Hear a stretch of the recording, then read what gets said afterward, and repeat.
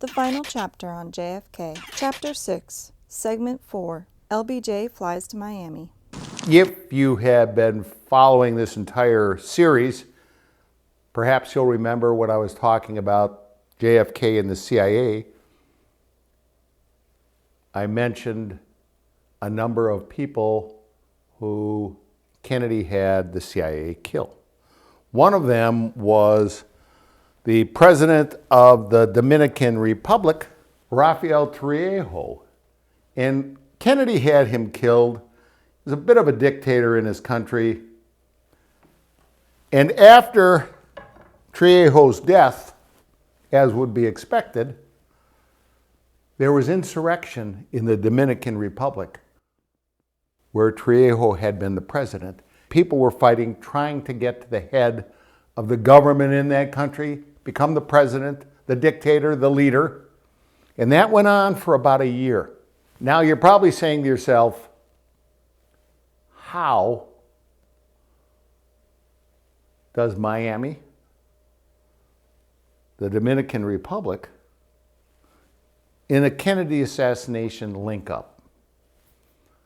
Quite honestly, it's quite easy. A plane trip.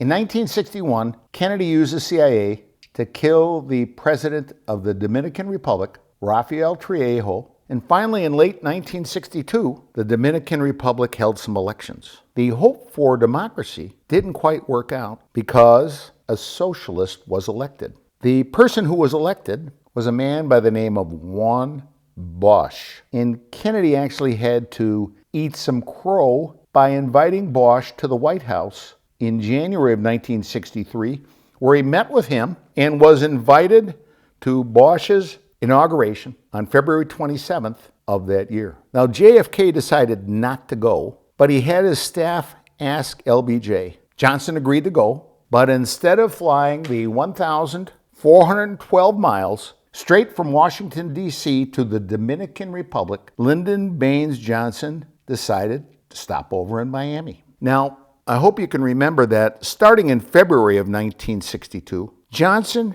had reached an agreement with the Secret Service that the agents would not be with him by his choice. Johnson, on the trip from Washington, D.C. to Miami, Johnson had a seatmate, Bobby Baker, his former Senate secretary, the scandal guy. When I briefly discussed Baker's scandals before, a couple of things I did not get into detail about, and that was in February of 1963, when Johnson and Baker were flying to Miami, Baker had already established ties with the mob. He sold his vending machine company, Servview Corporation, to the mob. And as part of that sale went his hotel and nightclub called the Carousel Club. So the mob took over owning that also. And the Carousel Club was an establishment where Washington politicians could go to a club and be entertained by young ladies and retreat to the hotel rooms. In addition, Baker had also become involved with the mob in establishing a bank in Washington, D.C. The mob's tie-in with Baker was a man by the name of Ed Levinson. Levinson was an associate of Meyer Lansky, the co-founder of the entire U.S. mob organization. Lansky lived in Miami, and he had Levinson originally running a casino that he owned in Cuba, and when that fell to Castro, he had Levinson go to Vegas and run one of his casinos there, and used Levinson as part of the deals and relationship with Baker. What is known is that when the plane touched down in Miami, Bobby Baker met with mobsters along with Ed Levinson. Now, Bill Bonanno indicated on an audio, and let's play that for a second.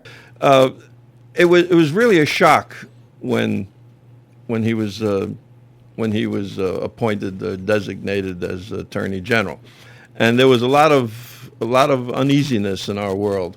And some of the people that we had more or less arm twisted to support him said, see, we told you we were going to get double-crossed.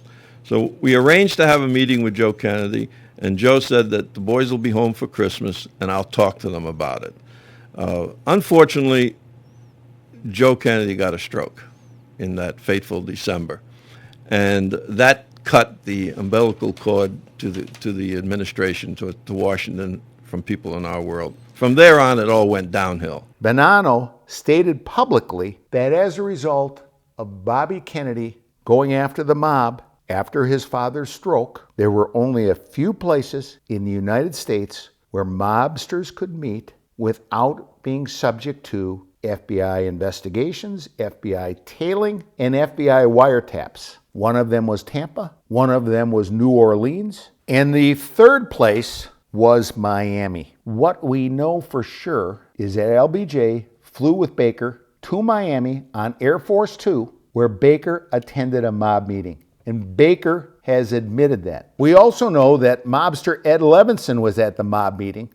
The only thing we do not know is if Baker and Levinson flew with Johnson on Air Force Two together, and that's because when the Senate investigated this matter several years later, Levinson pleaded the fifth when asked questions about whether he traveled with Johnson. We also do not know for sure if Lyndon Johnson had his Senate secretary and had mobster Ed Levinson go to the mob meeting without him, and Johnson just decided to stay on the plane. But we do know what came out of that meeting, which Baker has admitted, is mob representatives put him in charge of acquiring high-end hotels, resorts, and gaming properties in the Dominican Republic, acquiring such properties while everyone else was selling them for pennies on the dollar because a new socialist president was taking over in the Dominican Republic. What type of deal was cut? Who would start acquiring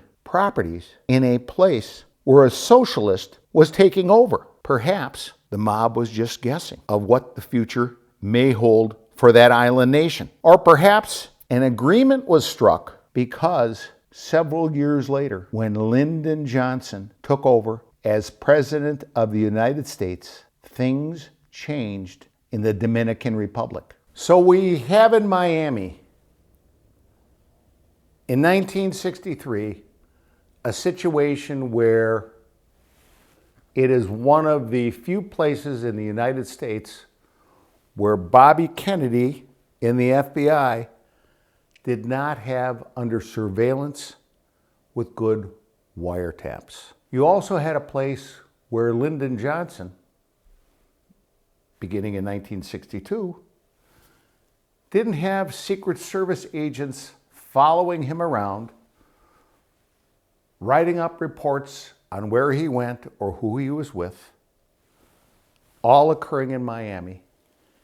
And from there, we have a mob interest in an island nation that is going to now have a socialist president take power, of which Lyndon Johnson is going to the inauguration. The question comes up, why would the mob start acquiring resort properties, casinos, and businesses in the Dominican Republic right after Juan Bosch is inaugurated, when it could be another scenario just like Cuba, where Castro came in and took everything away. But instead of that, they were acquiring as people were selling. Fire sale purchases. And Bobby Baker was the man behind them getting involved in purchasing these properties. I can tell you this. The mob knew what they were doing, and we're going to be learning all about that in a chapter further down the road. See you soon.